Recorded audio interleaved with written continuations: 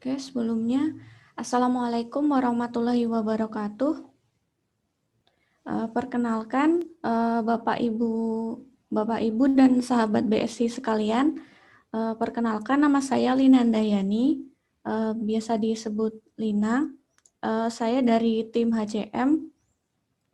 Sebelumnya saya berterima kasih karena pada kesempatan kali ini sudah diberi kesempatan untuk mengisi materi TikTok pada pagi hari ini.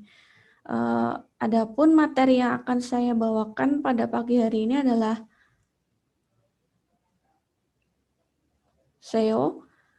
Nah, apa sih SEO itu? SEO itu kepanjangan dari Search Engine Optimizing. Nah, SEO ini adalah suatu teknik yang akan ditempuh apabila kita mempunyai sebuah website. Nah, kita sudah mempunyai sebuah website, kemudian kita sudah mempunyai sebuah domain URL. Nah, SEO ini itu digunakan supaya website kita itu bisa terindeks di Google, dan ketika orang mengetikkan sebuah keyword atau kata kunci itu nanti halaman kita tampil di halaman Google, di halaman page pertama atau dua. Nah, cara kerja dari SEO sendiri itu kita berdasarkan algoritma dari Google sendiri. Kemudian kita harus fokus pada keyword atau kunci yang mau kita search untuk website kita.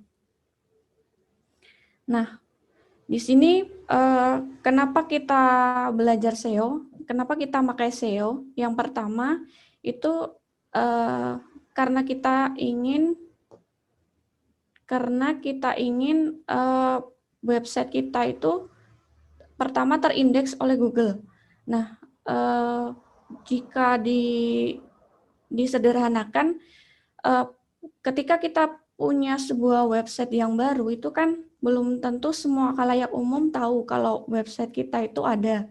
Nah, di sini itu fungsinya SEO. Kita memperkenalkan website kita itu lewat teknik-teknik yang disebut tadi SEO. Nah, itu pertama kita ingin website kita terindeks oleh Google, kemudian biasanya aktivis SEO itu ingin kalau halamannya itu ada di halaman pertama pencarian Google. Kemudian dengan SEO ini kita bisa meningkatkan pengunjung atau visitor. Kemudian ketika website kita, misal saja website kita itu tentang jasa pelatihan. Nah, ketika visitornya itu banyak kan nanti dari situ mereka tahu informasi tentang website kita. Misalnya tentang pelayanan training. Nah, itu dari situ nanti kita bisa dapat keuntungan dari situ. Nah, kemudian hal-hal penting tentang SEO yang pertama kali harus kita tahu itu pertama tentang alamat URL-nya. Nah, alamat URL-nya ini harus searchable. Maksudnya di situ ada dua contoh. Yang pertama itu lkpunicom.com/kursus/11 dengan yang di bawahnya lkpunicom.com/kursus/website Jogja. Nah, kalau kita lihat dari kedua URL link ini, yang atas itu kurang searchable. Maksudnya ketika kita sudah akan menerapkan SEO di website kita harus sebisa mungkin linknya itu tidak ada angka.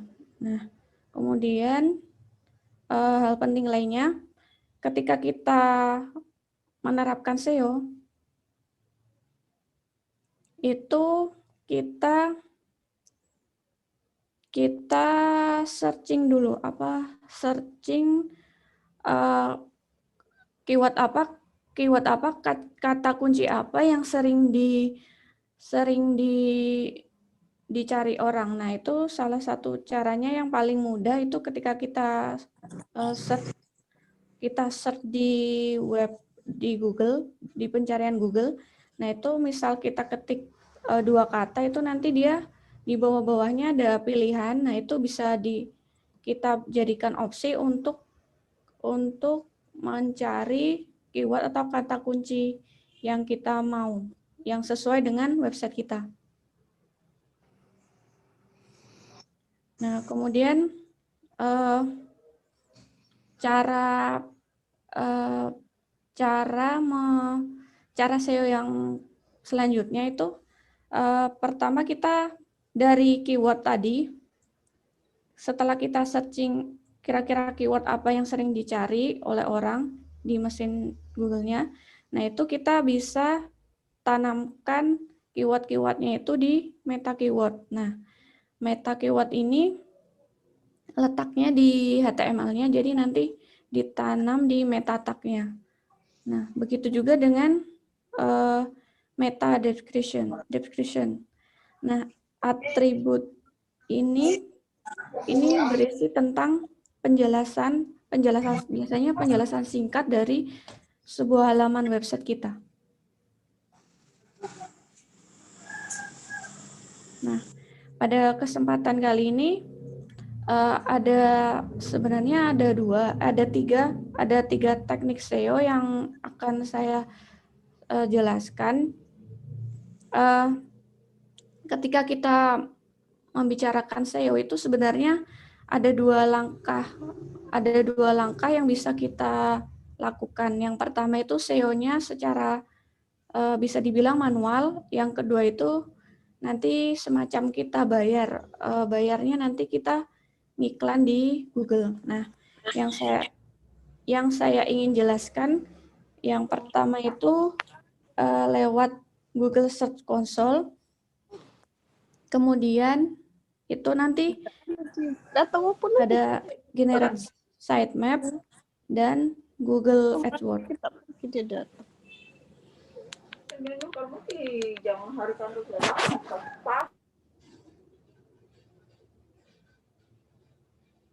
Nah, penjelasan selanjutnya, apa sih Google Search Console itu? Nah, kalau dulu sebelum berganti nama, Google Search Console ini dulu familiarnya disebutnya Webmaster. Nah, apa sih sebenarnya Google Search itu? Nah, itu semacam tools yang disediakan oleh Google untuk para yang punya website supaya di tools itu tuh bisa mengidentifikasi performa dan mengoptimize kinerja traffic dari websitenya itu sendiri.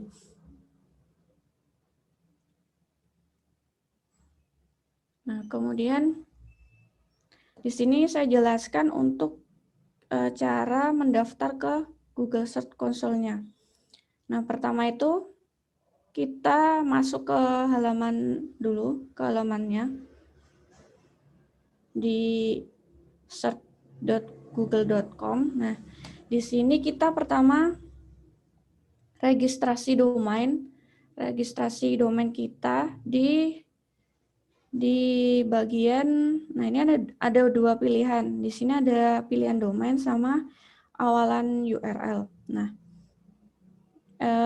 bedanya kalau yang domain itu dia nanti memakai verifikasi DNS. Nah, sedangkan kalau yang awalan URL itu dia mendaftarkan URL utama kita saja. Nah, nanti domain kita letakkan di sini, di bagian ini, menuliskan URL ini. Nah, kemudian kalau sudah nanti diklik terus. Nah, kemudian setelah halaman tadi kita next, dia itu akan muncul verifikasi kepemilikan. Nah, di sini tuh ada file verifikasi dari Google Console yang harus kita download dulu. Nah, jadi sebelum kita klik verifikasi, kita download dulu. Kita download, kemudian kita siapkan cPanel kita, hosting kita. Nah, file download tadi, file yang dari Google Console tadi, Google Search Console tadi, itu kita simpan di root utama pada cPanel kita. Nah, di sini root utamanya ini supercode. Nah, di sini kita simpan filenya di sini. Yang Google terus apa .html ini. Nah, di sini. Nah, setelah itu, setelah kita sudah pastikan dia tersimpan di cPanel kita, baru kita lanjut kembali ke halaman Google Search Console-nya tadi. Jadi di sana kita klik verifikasi. Nah, setelah verifikasi berhasil, nanti dia akan keluar seperti ini dialognya. Nah, ini kalau sudah bisa diklik selesai. Nah, kemudian salah satu menu yang ada di Google Search Console itu adalah sitemap. Nah, sitemap itu apa? Jadi sitemap itu fungsinya dia berisi semua link artikel yang ada di website kita.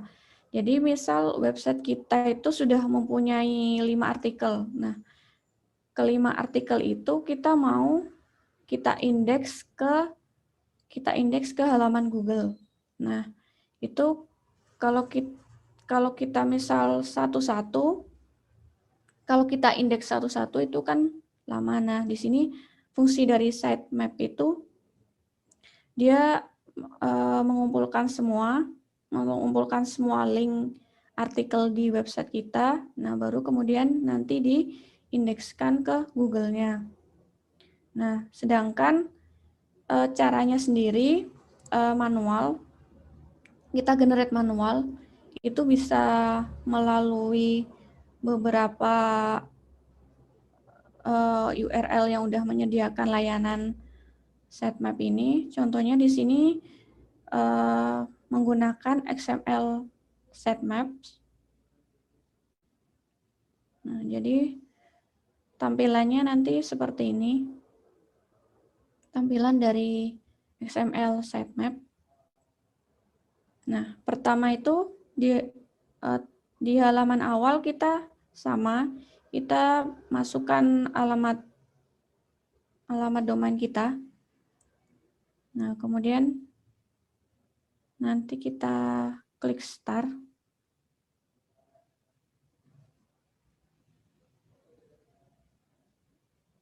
Nah, di langkah selanjutnya itu sama, nanti ada file yang harus kita download. Nah, di sini bedanya nanti dia namanya sitemap. Nah, setelah kita download itu sama, nanti kita simpan lagi di cPanel kita, di hosting kita. Di sini, nah di sini file yang sudah terdownload dengan nama sitemap.xml. Nah, kalau sudah tersimpan seperti ini, nah baru kita coba cek apakah sitemap-nya tadi yang sudah kita simpan di cPanel itu sudah terindeks apa belum. Itu kita bisa masuk ke halaman Google Search Console kita.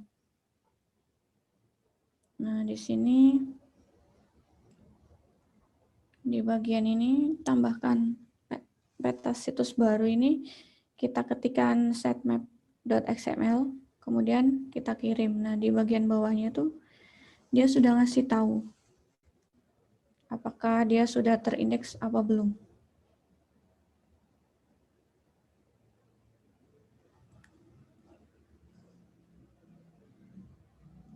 Nah, untuk bisa terindeks di Google itu biasanya membutuhkan waktu beberapa jam atau beberapa hari. Nah, kalau sudah biasanya kita juga bisa cek di XML sitemap-nya. Nah, di sini ada beberapa URL yang sudah terindeks.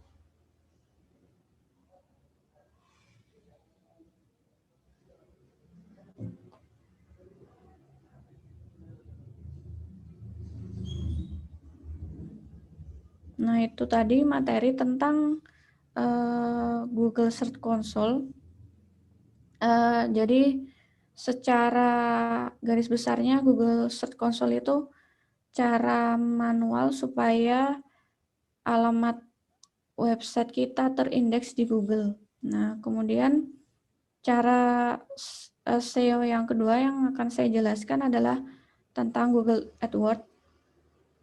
Nah, Google AdWords sering juga disebut Google Ads. Nah, ini salah satu platform juga yang dimiliki Google. Jadi kita mau mengiklankan apapun bisa. Nah, di sini kita contohnya kita mau mengiklankan website kita.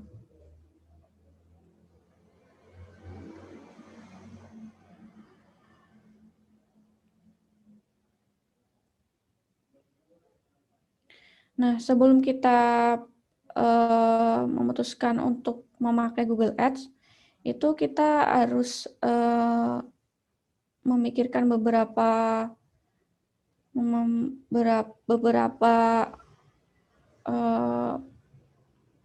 hal. Nah, pertama itu kita harus tahu website kita itu segmentasi pasarnya untuk siapa, apakah untuk kalangan umum atau untuk misal diperinci ke mahasiswa ataupun pelajar. Nah, kemudian sebelum kita ke Google Ads, itu kita tentukan dulu jangkauan daerah untuk iklan kita.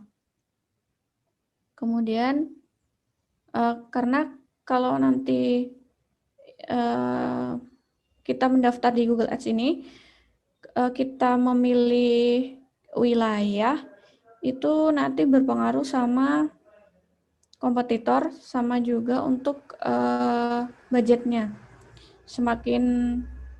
Sebenarnya semakin banyak jangkauan daerahnya untuk kita masang Google Ads ini, itu semakin baik.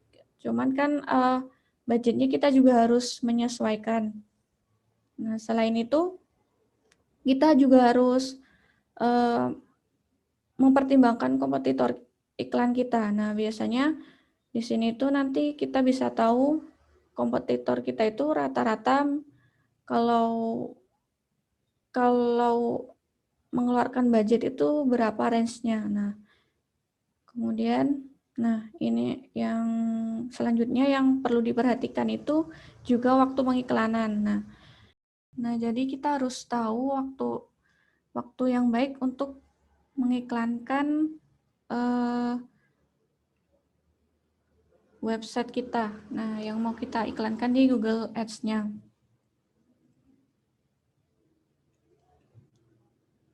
Kemudian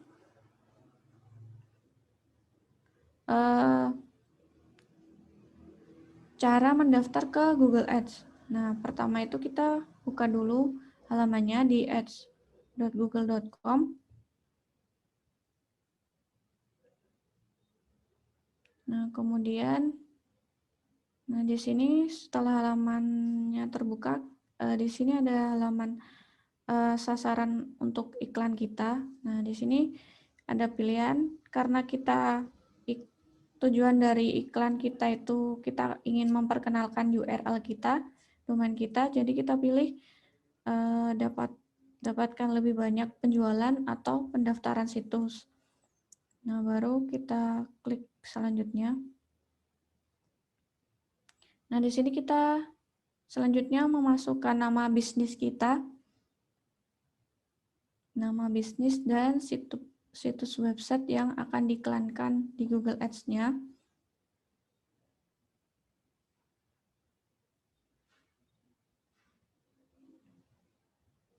Nah, selanjutnya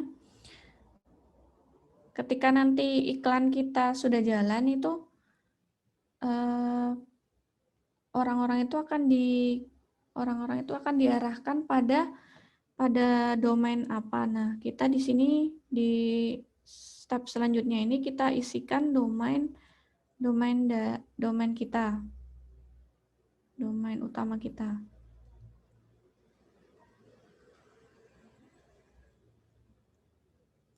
Nah, step selanjutnya dia akan muncul preview dari situs website kita.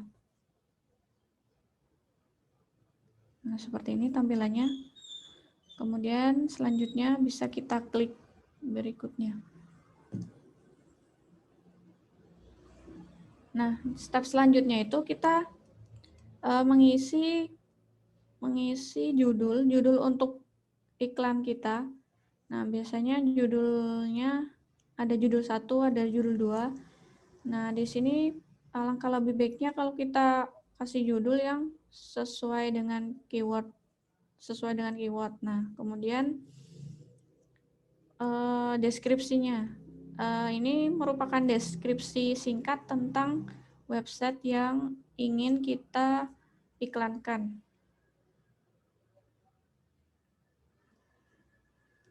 Nah, langkah selanjutnya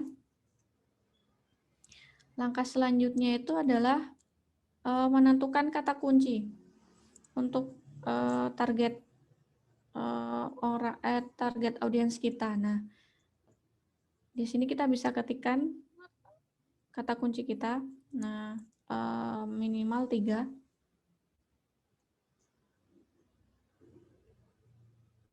Nah, kemudian setelah kata kunci, kita menentukan area dari pengiklanan kita. Nah, di sini misal kita buat saja iklan untuk area daerah Jogja.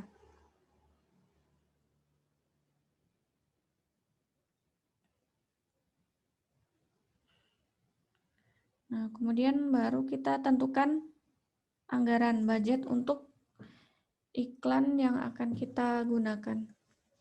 Nah, di sini ada pilihan opsi anggaran dan masukkan anggaran Anda. Nah, di bagian sini kita bisa lihat ada anggaran standar pesaing. Nah, itu ada range-nya. Jadi, kita bisa tahu pesaing kita itu rata-rata menaruh budget berapa untuk iklan yang sesuai dengan iklan yang mau kita iklankan. Nah,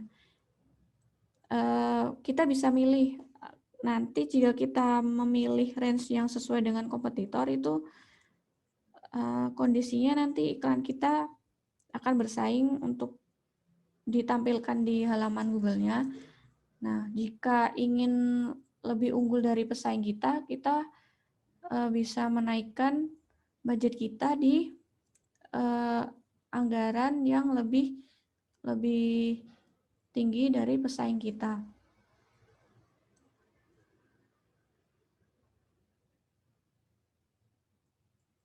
Nah, langkah akhir ketika kita sudah milih budget, sudah milih area iklan, nah itu nanti preview-nya akan tampil seperti ini.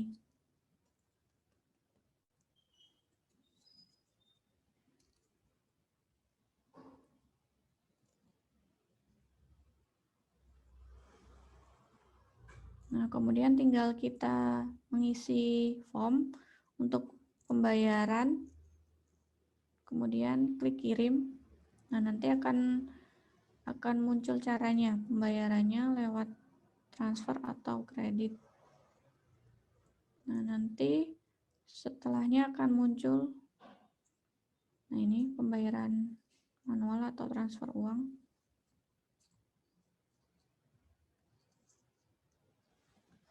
Kemudian yang terakhir itu nanti muncul invoice-nya seperti ini.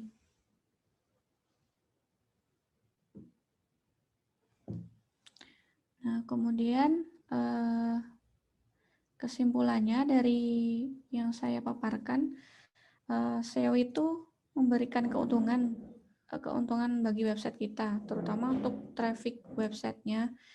Kemudian pada prakteknya SEO itu memerlukan ketelitian dan berkesinambungan. Nah, kenapa? Karena dia berhubungan dengan algoritma Google yang terus berubah. Nah, selain itu, macam-macam praktek SEO itu ada yang manual dan berbayar. Nah, pada kesempatan kali ini tadi saya contohkan Google Search Console.